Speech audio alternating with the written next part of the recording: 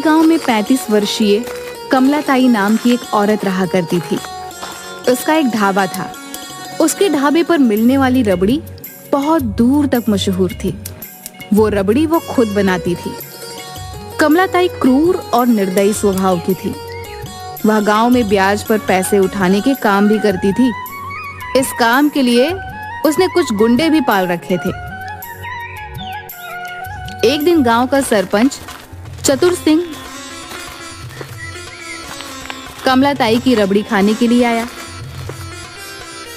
कैसी हो कमलाताई? मैं तो हमेशा अच्छी होती हूँ चतुर सिंह जी। आप बताइए, सुबह सुबह आज आपको मेरी दुकान कैसे याद आ गई? क्या बताऊं कमलाताई, कल शाम को तुम्हारी दुकान की रबड़ी खाकर घर जाकर सो गया। पेट तो भर गया था, लेकिन अंदर से मन नहीं भरा। पूरी रात सपने में तुम्हारी रबड़ी ही आती रही। इसलिए सुबह उठकर तुम्हारी रबड़ी फिर से खाने के लिए आ गया। तब तो आपको कुछ घंटों का इंतजार करना पड़ेगा चतुर सिंह जी। मैं कुछ समझा नहीं। आप तो जानते हैं चतुर सिंह जी, मेरी दुकान की रबड़ी दोपहर के 12 बजे तक बनकर तैयार होती है। अरे, कुछ कल की रबड़ी अगर दुकान पर रखी हो तो वही खिला दो। चतुर सिंह जी, आप तो जानते ही हैं, मेरी दुकान पर दूर दूर के गांव के लोग रबड़ी खाने आते हैं। उनमें से बहुत सारे तो बगैर खाए ही लौट जाते हैं, क्योंकि रबड़ी खत्म हो जाती है। तो कल की रबड़ी बचने का तो कोई सवाल ही नहीं उठता। और वैसे भी अपने गांव में आपके अलावा सिर्फ इक्का दुक्का लोग ही मेरी दुकान पर आते हैं, वरना मेरी दुकान तो बाहर के गांव के ग्राहकों से चलती है।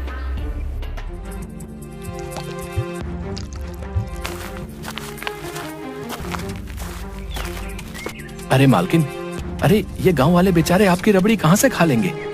मालकिन, इन बेचारों के ऊपर तो पहले से ही इतना कर्ज का बोझ है कि इन्हें तो एक वक्त की रोटी मिल जाए तो इनके लिए ये बहुत बड़ी बात है।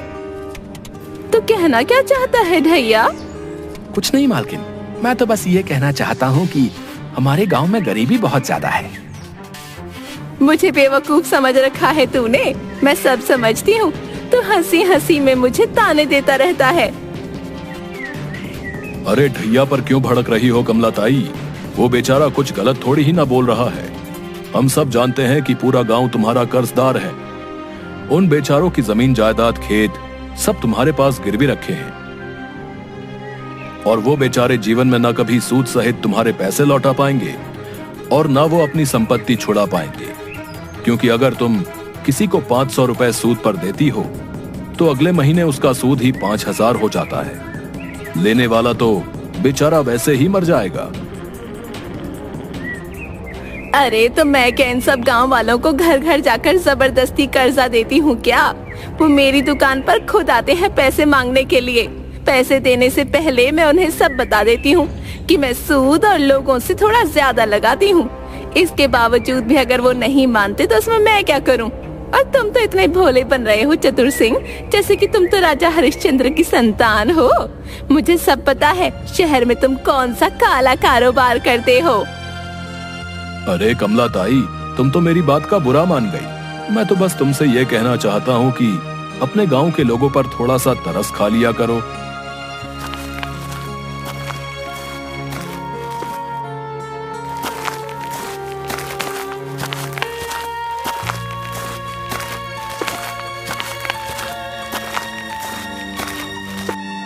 कमलाताई जी, सुखिया चाचा ने जो सूद पर जो रुपए लिए थे उसका अभी तक उन्होंने पिछले 6 महीने से ब्याज नहीं चुकाया है।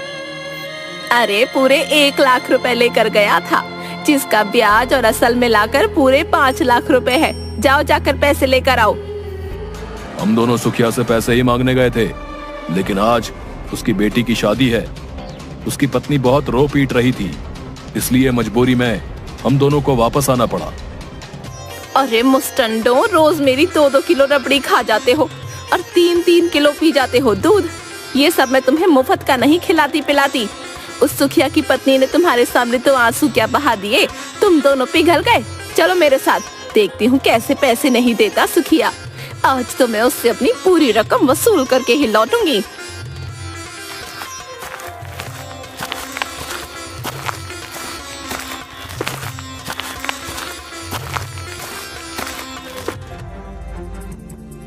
सुखिया, अरे ओ सुखिया, कहाँ मर गया तू? अरे कहाँ मुंह छुपाए बैठा है? हिम्मत है तो यहाँ आकर कमला ताई का सामना कर।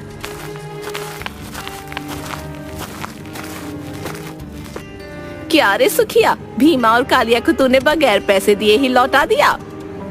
कमला ताई जी, आज मेरी बेटी की शादी है।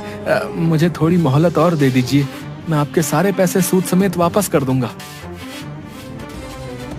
बस वही मैं तुझे नहीं दे सकती। तुझे जितनी मोहलत देनी थी मैंने दे दी। आज मैं अपने पूरे पैसे लेकर जाऊंगी। तेरे ऊपर मेरे पूरे 5 लाख रुपए निकल रहे हैं। चल जल्दी से निकाल मेरे पैसे। क्या 5 लाख रुपए?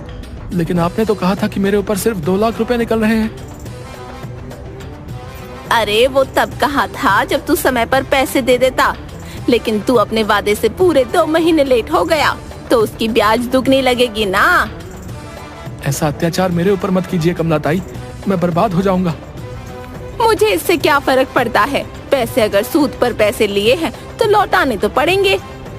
कमला ताई जी, मैं तो सोच रहा था कि मेरी जो गांव की जमीन पड़ी है उसे बेचकर मैं आपके सारे पैसे चुका दूंगा, लेकिन 5 लाख रुपए मैं आपको कहां से दूंगा?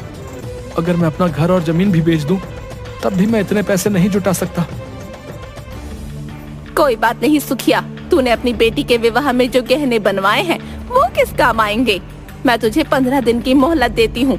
15 दिन के अंदर इस घर को खाली कर देना। अगर तूने ऐसा नहीं किया तो ठीक 15 दिन बाद मैं तुझे इस घर से धक्के देकर बाहर निकालूंगी। पर हाँ, जो जमीन तूने बेचने की बात कर रहा था ना, अब वो भी मेरी ही है। तब तक आज मैं तेरी बेटी के गहनों से काम चला लूंगी। देखते क्या हो, घर का कोना कोना छान मारो। इसने अपनी बेटी के विवाह के लिए जो गहने बनवाए हैं उठाकर मेरी दुकान पर ले आना। इतना कहकर कमला ताई वहां से चली गई। सुखिया बेचारा भीमा और कालिया के सामने हाथ जोड़ता रह गया। उन दोनों ने सुखिया की एक भी नहीं सुनी। वो सुखिया की बेटी के विवाह के गहने जबरदस्ती लेकर वहां से चले गए। सारा गांव सुखिया के घर पर इकट्ठा हो गया। सुखिया की पत्नी निर्मला रोते हुए बोली, हे भगवान, ये कैसा अन्याय है। आज मेरी बेटी की शादी थी और आज एक दिन वो कमला ताई मेरी बेटी के गहने छीन कर ले गई। मेरी बेटी से अब विवाह कौन करेगा? गांव वालों, जिस तरह से अन्याय करना एक पाप है, उसी तरह से किसी के ऊपर अन्याय होते हुए देखना भी एक पाप की श्रेणी में आता है। क्या तुम सबका ये कर्तव्य नहीं था कि तुम कमला ताई को ऐसा करने से रोकते? अगर ऐसा ही रहा तो वो दिन दूर नहीं जब सारा गांव कमला ताई का गुलाम बन जाएगा। बनता रह जाएगा नहीं सुखिया चाचा, बल्कि बन गया है। देखो इन चेहरों को, ये सिर्फ नाम के जीवित प्राणी हैं।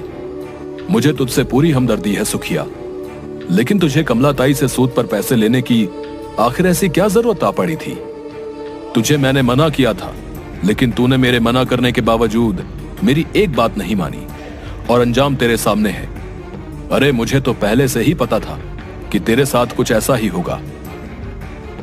आप सही कहते हैं चतुर सिंह चाचा, लेकिन अब कमला ताई का कुछ ना कुछ तो करना पड़ेगा। उसका आतंक अब गांव में दिन ब दिन बढ़ता जा रहा है। अरे तू क्या कर लेगा रतन? गांव की पुलिस भी कमला ताई से मिली हुई है।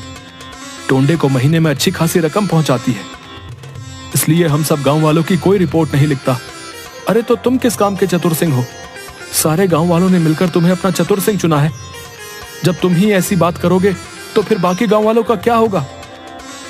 अगर ऐसी बात है तो फिर मैं अभी और इसी वक्त चतुर सिंह का पद त्यागने को तैयार हूं, मगर मैं कमला ताई से पंगा नहीं ले सकता।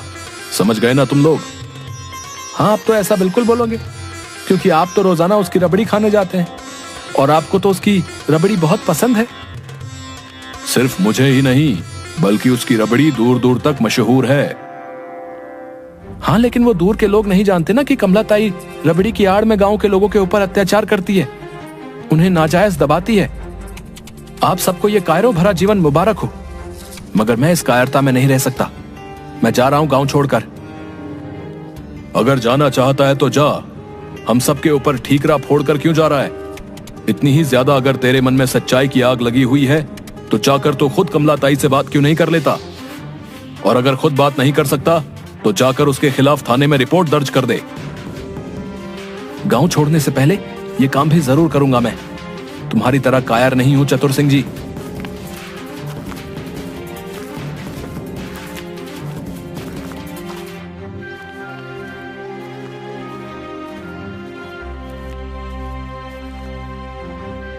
मुझे कमलाताई रबड़ी वाली के खिलाफ रिपोर्ट दर्ज करवानी है टोंडे साहब।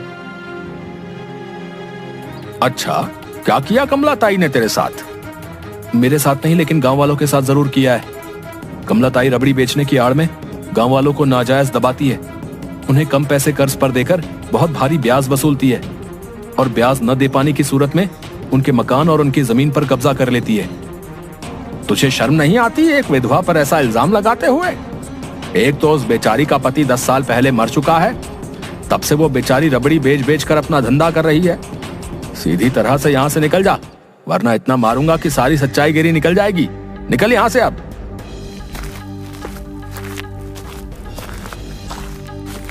रतन समझ गया कि टोंडे कमलाताई रबड़ी वाली से मिला हुआ है। वह चुपचाप गांव की सीमा से बाहर निकल गया।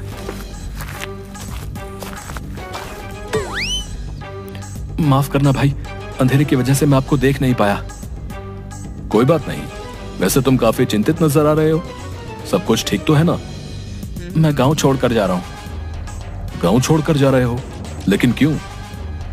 अब तुम्हें क्या बताऊं, तुम तो वैसे भी परदेसी गांव के लगते हो। तुम मुझे गांव की हर बात बता सकते हो रतन। तुम मेरा नाम कैसे जानते हो?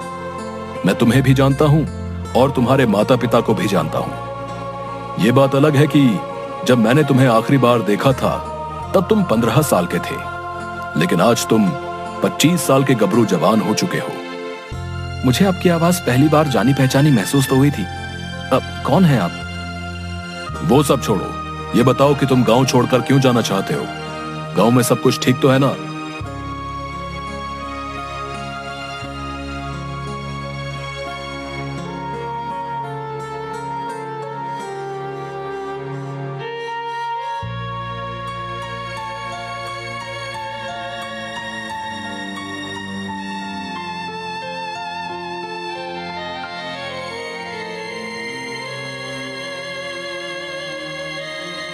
चिंता मत करो रतन, कल कमलाताई रबड़ी वाली का गांव में आतंक समाप्त हो जाएगा, क्योंकि अब मैं आ गया हूं। चलो मेरे साथ।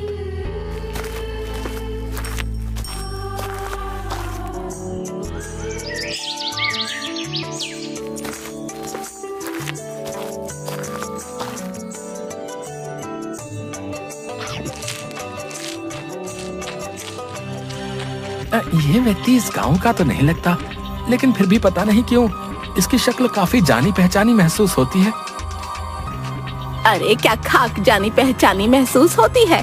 पूरे 2 किलो रबड़ी खा चुका है अब तक। लेकिन आपने एक बात पर गौर नहीं किया, ये व्यक्ति जब से यहाँ पर बैठा है तब से तो बाहर ग्राहकों की भीड़ और ज्यादा लगी हुई है।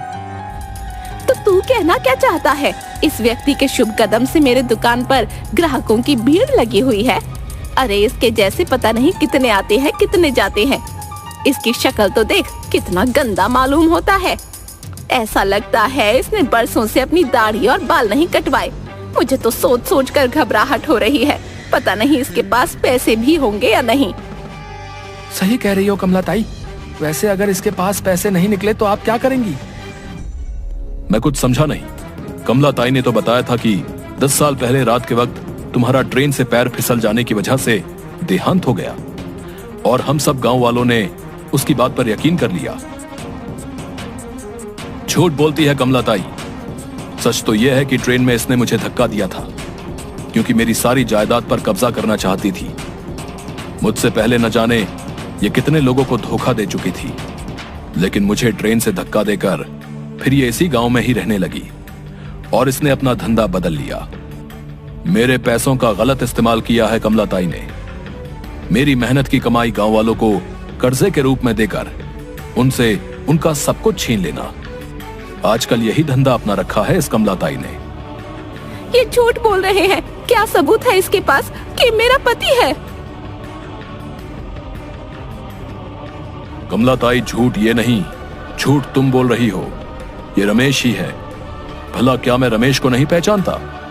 और सिर्फ मैं ही नहीं बल्कि सारा गांव पहचानता है। क्या सबूत है कि मैं इनको ट्रेन से धक्का देकर आई? अगर इनके पास सबूत है तो ये गांव के टोंडे के यहाँ जाकर रपट लिखवा कर मुझे गिरफ्तार करवा दें। मैं जानता हूँ कि टोंडे तुमसे मिला हुआ है, इसलिए मैं पहले से ही बंदोबस्त करके आया हूँ। तभी भीड़ में से कुछ पुलिस वाले निकलकर कमलाताई के सामने आकर खड़े हो गए। उन पुलिस वालों को देखकर कमलाताई बुरी तरह से डर गई और उसने अपना सारा जुर्म कबूल कर लिया। पुलिस ने कमलाताई को गिरफ्तार करके जेल में भेज दिया और रमेश खुशी खुशी गांव में रहने लगा। अब कमलाताई का आतंक गांव से समाप्त हो गया था।